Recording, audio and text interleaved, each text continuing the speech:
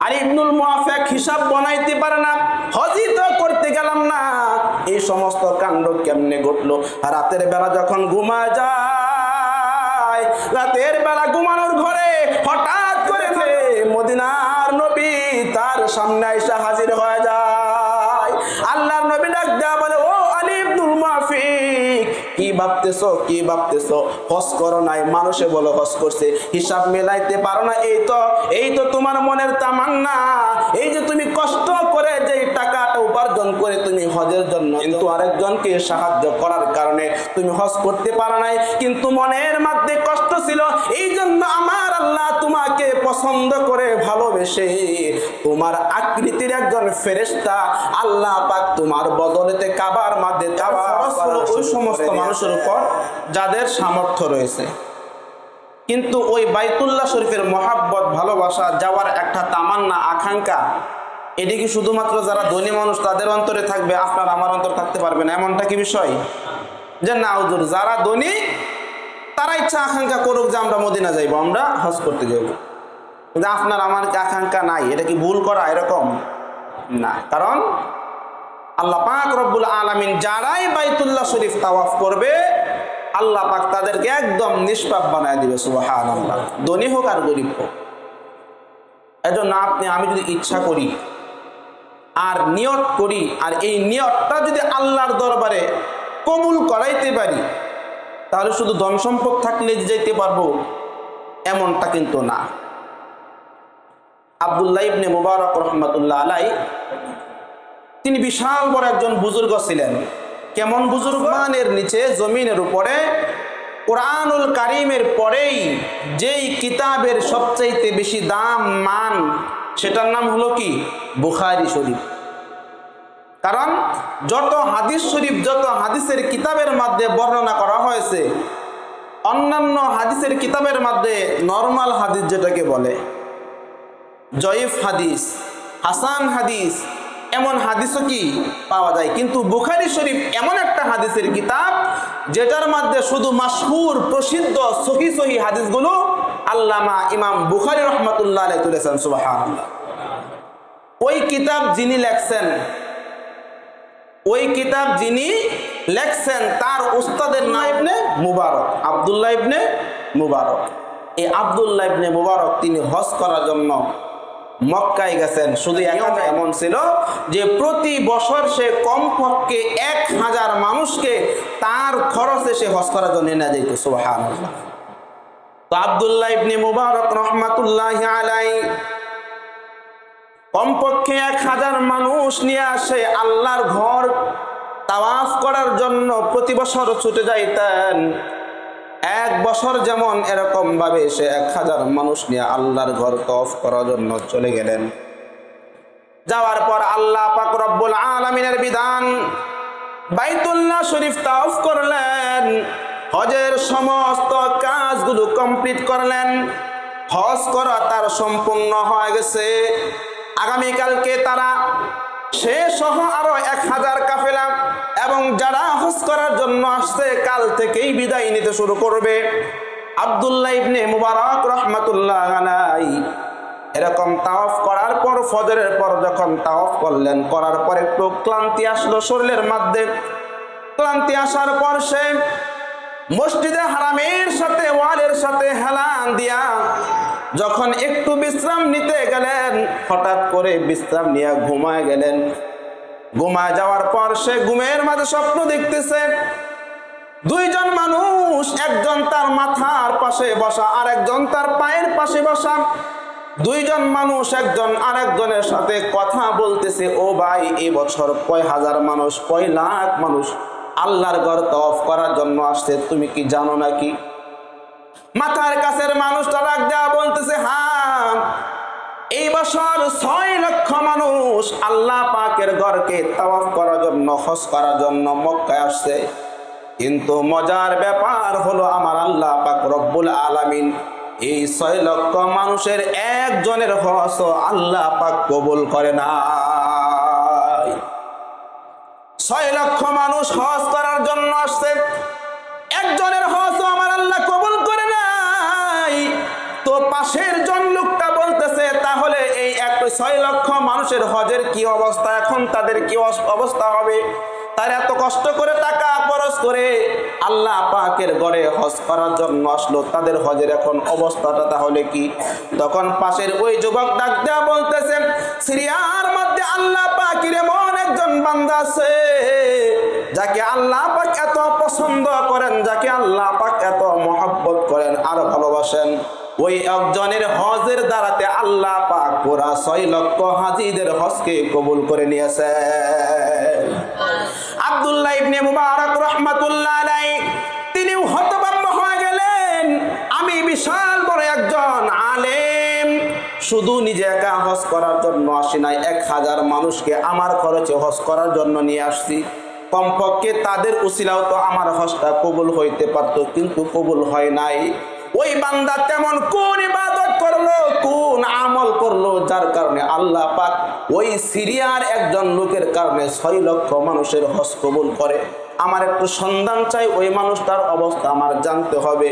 পরের দিন যখন তার সাথীর দিকে রওনা হবে, আব্দুল্লাহ ইবনে মুবারক রাহমাতুল্লাহ আলাইহি বলেন, ও আমার সাথী ভাইরা, কালকে আমরা সকলেই মক্কা থেকে বিদায় নিব, তবে আন্তরিকভাবে দুঃখিত, আমি তোমাদের সঙ্গে বাড়ি পর্যন্ত যাইতে পারবো না, আমার এক বিশেষ কাজের জন্য আমি সিরিয়ার উদ্দেশ্যে রওনা হব। সমস্ত সাথী ভাইদেরকে বাড়ির উদ্দেশ্যে রওনা করে দেওয়ার পর তিনি এরকম হাঁটি হাঁটি পা পা করে সিরিয়ার উদ্দেশ্যে রওনা হয়ে যায়। লম্বা সফর হাঁটতে হাঁটতে যখন সিরিয়াতে যাওয়ার পর যখন এরকম তার নাম ধরে তালাশ করলেন, তার নাম হলো আলী ইবনুল মুওয়াফিক। তাই আলী ইবনুল মুওয়াফিক নাম বলে যখন সকলকে জিজ্ঞেস করতে লাগলো যে তোমাদের এলাকায় আলী ইবনুল মুওয়াফিক নামে একজন লোক বাস করে, তোমরা চিনো নাকি? কোন মানুষ উত্তর দিতে পারে না, না আলী ইবনুল মুওয়াফিক নামে আমাদের এলাকায় কোনো মানুষ বাস করে না। আব্দুল্লাহ ইবনে মুবারক রাহমাতুল্লাহ আলাইহি তিনি বুঝতে পারলেন তেমন কোনো পরিচিত মানুষ না, তেমন কোনো বড় মানুষ না যে সবাই চিনবে। এই লোকটা মনে হয় সাধারণ একজন মানুষ। তিনি এরকম সিরিয়ার এরকম সমস্ত শহর এলাকায় যখন ঘোরাফেরা করলেন, কোথাও তার সন্ধান পাইলেন না। এবার এরকম গ্রামের মধ্যে চলে গেলেন। যাওয়ার পর বিশাল এক যেই গ্রামের মধ্যে মানুষের তেমন কোনো আনাগোনা নাই, ওই গ্রামের মধ্যে যাওয়ার পর যখন জিজ্ঞেস করলেন, আপনাদের এলাকায় কি আলী ইবনুল মুওয়াফিক নামে কোনো লোক আছে নাকি? তো একজন লোক ডাক দেয়া বলতেছে, হ্যাঁ, ওই যে সামনে একটা ছোট বাড়ি দেখতেছ, ওই বাড়িটাই হলো আলী ইবনুল মুওয়াফিকের বাড়ি। আবার আব্দুল্লাহ ইবনে মুবারক রাহমাতুল্লাহ দৌড়ে চলে গেছে। যাওয়ার পর সালাম দিলেন, জিজ্ঞাসা করলেন, ভাই আপনি কি করেন?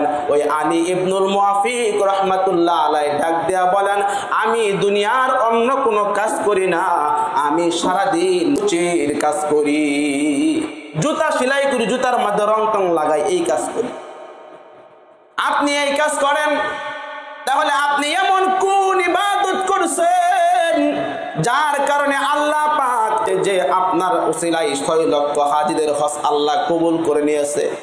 তখন আলী ইবনুল মুওয়াফিক ডাক দেয়া বলেন, ভাই আমি বড় গরিব মানুষ, আমি বড় অসহায় মানুষ, আমার তেমন কোনো টাকা পয়সা নাই যে ওই টাকা পয়সা দিয়ে আল্লাহর ঘরকে আমি তাওয়াফ করব। সারাদিন আমি জুতা সেলাই করে যেই টাকা পাই, ওই টাকা দিয়ে কোনো মতো আমার সংসার চলে, সেই টাকা জমায়া হজে যাওয়ার আমার সামর্থ্য নাই। কিন্তু মনের মধ্যে বড় আশা, আল্লাহ পাকের ওই ঘর আমি এক নজর দেখব। এই জন্য আমি নিয়ত করলাম, আজ থেকে আমি প্রতিদিন রাত্রেও মুচির কাজ করব। রাতের বেলায় যে ইনকামটা হবে, এই ইনকাম দিয়ে আমি এরকম হজ করার জন্য যাব। হুজুর আমি একদিন 2 দিন করে করে লম্বা একটা সময়ে যখন আমি হজে যাওয়ার মতো একটা এরকম অ্যামাউন্ট তৈরি করলাম, আমি হজে যাওয়ার জন্য সম্পূর্ণ এরকম প্রস্তুত গ্রহণ করলাম। আমি কালকে আমি হজের মধ্যে যাব। আগের দিন রাতে আমার স্ত্রী ডাক দেয়া বলতেছে, প্রাণের স্বামী, আমার গর্ভের সন্তান, আপনি হজের জন্য চইলা যাইবেন, লম্বা দিন হয়, গোশত দিয়া ভাত খাই না, আপনি যদি চান তাহলে আমার জন্য একটু গোশত বাজার থেকে নিয়ে আসেন, আমি গোশত দিয়ে একটু ভাত খাবো, মনটা আমার চাই। আলী ইবনুল মুওয়াফিক বলেন, এই রাতের বেলায় বাজারে গেলে গোশত পাবো না, কিন্তু স্ত্রী বলছে মাজুর মানুষ, যাওয়া তো লাগবে কমপক্ষে। তিনি গোশতের জন্য বাজারের দিকে রওনা হয়ে গেলেন। বাজারে এখনো যায় নাই, রাস্তার মধ্যে দেখেন 5 পাশের এক বাড়ির থেকে গোশত রান্না করার এরকম ঘ্রাণ তার নাকের ভিতরে এসে যায়। আলী ইবনুল মুআফিক ওই বাড়ির ভিতরে যায়, যাওয়ার পর ডাক দেয়া বলতেছে, ও ভাই হে, কে এ বাড়িতে আছেন? একটু গোশত কি দেওয়া যাবে নাকি? যেটা আপনি রান্না করতেছেন, যেই গোশতের ঘ্রাণ আমার নাকের ভিতর আসতেছে। এবার ওইখান থেকে একজন লোক বাহির হয়ে ডাক দেয়া বলতেছে, যেই গোশত আমি রান্না করতেছি এই গোশত শুধুই মাত্র আমার জন্য হালাল আর আপনার জন্য হারাম। কেমন কথা? গোশত একজনের জন্য হালাল, আরেকজনের জন্য হারাম। আমার জন্য কেন হারাম, তোমার জন্য কেন হালাল? বড়। এবার ওই লোক ডাক দেয়া বলতেছে, ভাই আমি এমন গরিব মানুষ যে প্রতিদিন খাবার আমি বাড়িতে আনতে পারি না। আজকে কয়েকদিন চলে যায় আমার চুলার মধ্যে এরকম আগুন জ্বলে না। সমস্ত মানুষগুলো আমার স্ত্রী সহ সকলেই খিদার যন্ত্রণায় ছটফট করতেছে, কান্না করতেছি। আমি সকালবেলায় কাজের উদ্দেশ্যে যাই, কিন্তু সারাদিন গুলি কোথাও এরকম কাজ পাই না। রাতের বেলায় যখন আমি আসবো, মনের মধ্যে চিন্তা হইল, খাবার না নিয়ে যদি আমি বাড়ির ভিতরে যাই তাহলে যা দেখবো আমার সন্তান আর বেঁচে নাই, আমার স্ত্রী আর বেঁচে নাই, কয়েকটা লাশ বাড়ির মধ্যে পড়ে আছে। এই জন্য আমি কি করলাম, জঙ্গলার মধ্যে দেখি একটা গাদা মরে আছে। ওই গাদার কাছ থেকে আমি অল্প সামান্য মরা গাদা থেকে গোশত কেটে আইনা ওটা রান্না করতেছি, যেটা আল্লাহ পাকের পক্ষ থেকে আমার জন্য হালাল, কিন্তু আপনার জন্য হালাল না। কারণ জীবন বাঁচানোর জন্য সামান্য হারাম জিনিস ভক্ষণ করাও কি হালাল। এই কথা শোনার পর আলী ইবনুল মুআফিক বললেন, ও ভাই, আপনার আর এই গাদার গোশত খাইতে হবে না, আপনি একটু অপেক্ষা করেন। দৌড়ে বাড়িতে গেলেন। ও আমার প্রাণের স্ত্রী, বাড়িতে কি আছে? রান্না বান্না করছিল, সব দাও তাড়াতাড়ি। এই সমস্ত খাবার আইনা এই পরিবারকে দিলেন এবং ডাক দেয়া বললেন, ও ভাই, এই যে আমি হজ করার জন্য যে টাকাগুলো জমাইছিলাম, এই টাকাগুলো আমি তোমাকে দান করে দিলাম। এখান থেকে হালাল জিনিস ক্রয় করে তোমার সন্তানদেরকে তুমি খাওয়াও। এই কাজ শেষ করার পর সে বাড়িতে চলে গেছে। হজ আর করা হয় নাই। মনের মধ্যে কষ্ট, আমি যে হজ করতে যাব কিন্তু করতে পারলাম না। এরকম করতে করতে যখন হজের কাজ সময় এরকম শেষ হয়ে যায়, হঠাৎ করে যাই সমস্ত এলাকার মানুষেরা হজ করছে, একজন আয়েশা ডাক দেয়া বলেন, ও আলী ইবনুল মুআফিক, তোমাকে যে বাইতুল্লাহর কাছে দেখলাম, পরে তো আর তোমার খবর নাই। তোমাকে যে বাইতুল্লাহর পাশে দেখলাম, পরে তো আর দেখলাম না তোমাকে। আলী ইবনুল মুআফিক বলে, কি বলে, আমি তো হজ করতেই যাই নাই, বাইতুল্লাহর কাছে আমাকে কেমনে দেখলো? আর একজন ডাক দেয়া বলে, ভাই তোমাকে যে তায়েফের ময়দানে দেখলাম, পরে নজর কইরা তাকাইলাম, কোথাও আর তোমাকে পাইলাম না, কোথায় গেছিলেন আপনি? আর একজন ডাক দেয়া বলে, ও আলী ইবনুল মুআফিক, ওই যে রিয়াজুল জান্নাতের পাশে যখন আপনি আমার কাছে একটা থলে দিলেন, আমার কাছে একটা ব্যাগ দিলেন, দেওয়ার পর বললেন, ভাই একটা ধরেন, আমি নবীকে একটু সালাম জানাই আসি। ওই যে সালাম জানানোর জন্য গেলেন, পরে তো আর আয়েশা ব্যাগটা নিলেন না। এই যে নেন আপনার টাকার ব্যাগ নেন, আপনি না দিছিলেন আমার কাছে।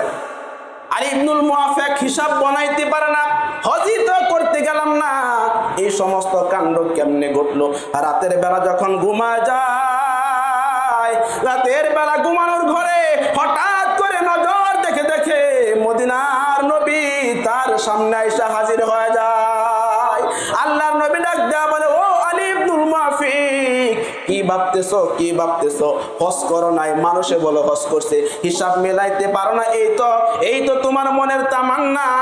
এই যে তুমি কষ্ট করে যে টাকাটা উপার্জন করে তুমি হজের জন্য জমাইছিলা, কিন্তু আরেকজনকে সাহায্য করার কারণে তুমি হজ করতে পারো নাই, কিন্তু মনের মধ্যে কষ্ট ছিল।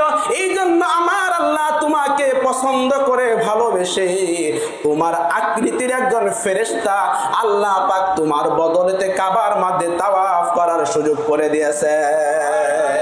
যদিও তুমি হজ করো নাই, কিন্তু তোমার আকৃতির একজন ফেরেশতা হজ সম্পাদন করাই দিছে, যার কারণে তোমার এলাকার যারাই দেখছে মনে করছে তুমি।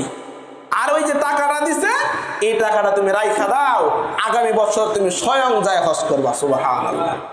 এজন্য মনের মধ্যে যদি তামান্না থাকে, আকাঙ্ক্ষা থাকে, তাহলে বাইতুল্লাহ শরীফ যাওয়ার আল্লাহ পাক ব্যবস্থা করে দেয়। এখন আপনার আমার তো আকাঙ্ক্ষাই নাই।